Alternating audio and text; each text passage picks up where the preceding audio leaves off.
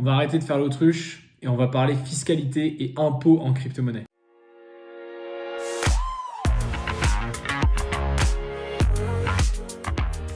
Salut l'équipe, j'espère que vous êtes en pleine forme. On va parler d'un thème un peu particulier où on a tous un peu peur de parler de ce thème-là, de se dire « Ah, il va falloir que je me conforme à la loi parce que j'ai de la crypto, je veux faire des plus-values, mais comment ça marche ?» Parce qu'il y a un impôt en France sur les crypto-monnaies. Avant toute chose, je mets en avant le partenariat avec le cabinet Crypto Fisca. Mathieu, Christophe, notamment 4 collaborateurs, ils sont en crypto depuis un moment, investisseurs aussi, notamment pour Mathieu qui est investisseur en crypto-monnaie depuis 2019.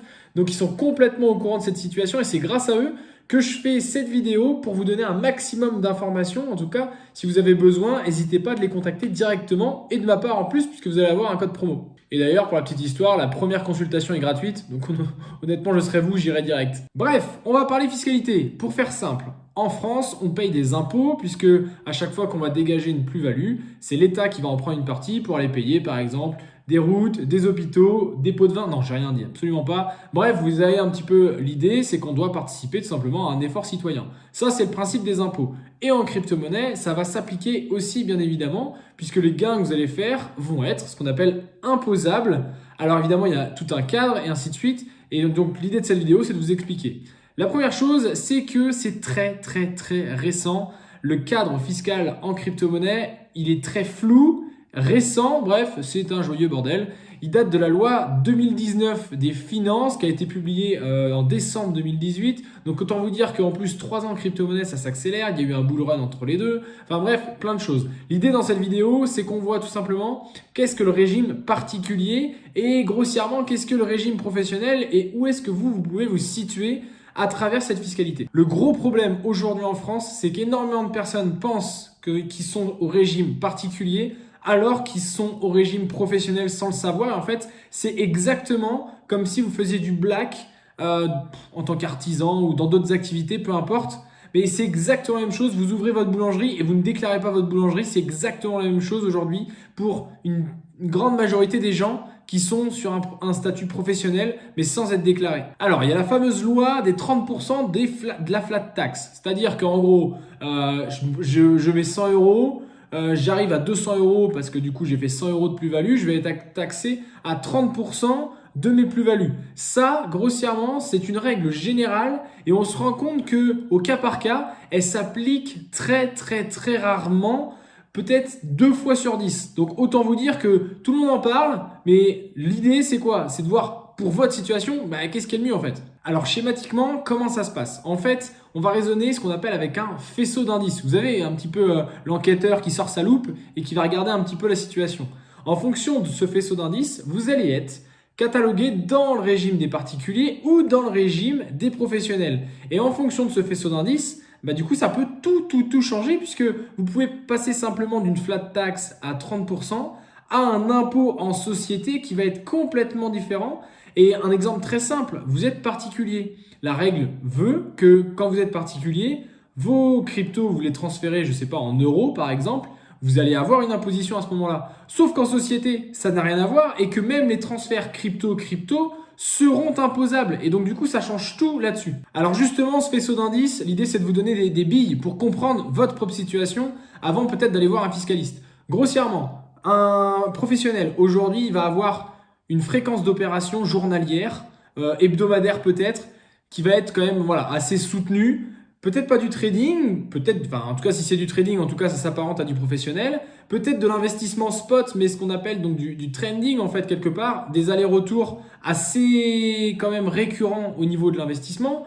Ça va aussi dépendre des montants de sessions réalisées, ça va dépendre aussi de votre revenu à côté de cette activité-là. Puisqu'admettons, je sais pas, vous gagnez 2000 euros par mois et que vous soutirez avec votre crypto à peu près 2-3 000 euros par mois, en fait, vos revenus d'investissement sont supérieurs à vos revenus classiques. Ce qui fait qu'en fait, ça vous donne le droit d'être professionnel et donc ça peut vous changer au niveau de l'imposition. D'autres éléments vont venir s'ajouter à ça, c'est est-ce que vous utilisez des choses un peu techniques comme les effets de levier, comme la DeFi, l'utilisation des NFT, du stacking, bref, Vous voyez, il y a beaucoup de produits dérivés autour de la crypto-monnaie, de l'investissement spot. J'achète du Bitcoin, je vends mon Bitcoin. Ça, c'est du spot, ce qu'on appelle l'investissement spot. C'est ce qu'il y a de plus classique. Mais autour de ça, il y a plein de choses qui peuvent se faire. Et c'est l'utilisation notamment de tous ces produits dérivés que j'ai cités qui peuvent vous donner aussi ce rang de professionnel. Et pour les petits malins qui veulent passer à travers les mailles du filet et se dire non, t'inquiète, moi je vais pas déclarer. Activité occulte, 80% de majoration d'office. Donc autant vous dire que ça devient quand même très très compliqué. Et au-delà de 100 000 euros, c'est du pénal. Ça veut dire que vous pouvez finir en prison. Donc autant vous dire qu'il faut quand même faire les choses dans le droit chemin. Donc quand on est particulier, on va déclarer au moment de la déclaration d'impôt, c'est-à-dire entre le mois de mai, juin à peu près, grossièrement, c'est ça.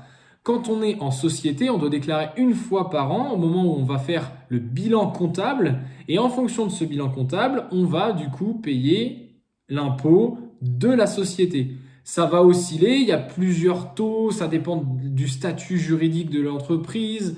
Je pense que beaucoup aujourd'hui en entreprise en France payent entre peut-être 40 et 60% d'impôts. Mais bref, ça c'est de manière générale en entreprise. Là, c'est une activité particulière, c'est du trading, c'est de la crypto-monnaie, c'est une activité professionnelle d'investissement quelque part. Donc, il y a plusieurs statuts, il y a plusieurs choses.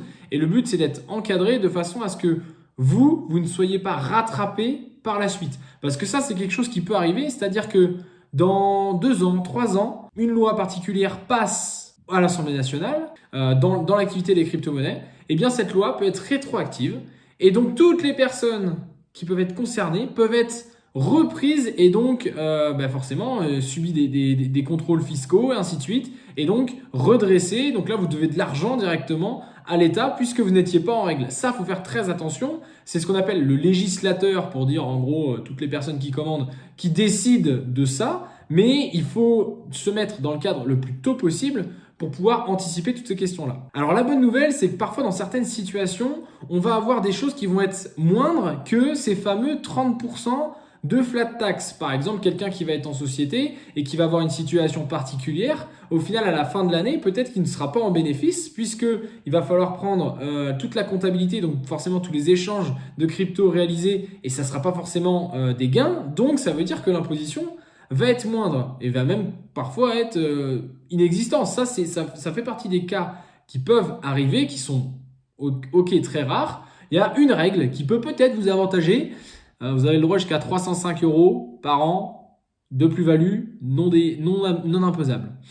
Bref, après avec ça, on va peut-être même pas payer les vacances cet été. Dites-vous une chose importante. Aujourd'hui, le législateur, il voit tout ça comme une manne financière énorme. Je pense qu'on est tous d'accord pour dire que l'État a besoin d'argent. Et de toute façon, un État a toujours besoin d'argent. Donc, il va aller chercher l'argent là où il est. Et les crypto-monnaies sont une manne inespérée pour l'État. Ils vont se dire, c'est le trésor, les gars. Et donc, faites très attention là-dessus, puisqu'il peut y avoir beaucoup de contrôles. Ça peut s'accélérer au niveau des contrôles. Et faites vraiment attention à juste simplement poser un cadre à votre activité et derrière avancer. Être investisseur, c'est pas simplement acheter et vendre, c'est aussi prendre l'entièreté du cadre juridique dans lequel on évolue, de s'adapter, de jouer avec toutes les règles, ok ? De jouer avec toutes les règles et pas ignorer certaines et faire des impasses qui peuvent vous coûter très cher par la suite. Donc très simplement, la première des choses à faire honnêtement, c'est d'aller voir CryptoFisca. La première consultation, comme je vous l'ai dit, est gratuite. Je vais vous mettre le lien dans la bio de la vidéo et comme ça, vous allez pouvoir avoir un ordre d'idée de est-ce que vous êtes dans le vrai ou est-ce que vous êtes dans le faux. Et à la suite de ça, vous allez voir s'il y a des démarches à mettre en place. Mais en tout cas, vous allez avoir un cadre et c'est pour ça que dans le lien de la vidéo, je vais aussi mettre leur site internet. Notamment, ils ont un blog qui est très intéressant avec quelques articles qui vont vous permettre de se dire « Ok, d'accord, tiens, j'engage une réflexion sur ce problème-là. » Et derrière, pour que vous soyez le clean le plus tôt possible et qu'on arrête de se mettre la tête dans le sable comme une autruche. On est des investisseurs, donc on prend tout le problème à bras le corps et on avance comme ça. J'espère que ce contenu vous aura plu. Je vais faire plusieurs vidéos sur la fiscalité avec des cas concrets pour continuer à vous aider dans cette démarche. N'oubliez pas, vous êtes des investisseurs, donc soyez intelligents sur la démarche. Voilà, c'était tout. N'oubliez pas de vous abonner. On se retrouve tout très vite pour de nouvelles vidéos. Ciao, ciao.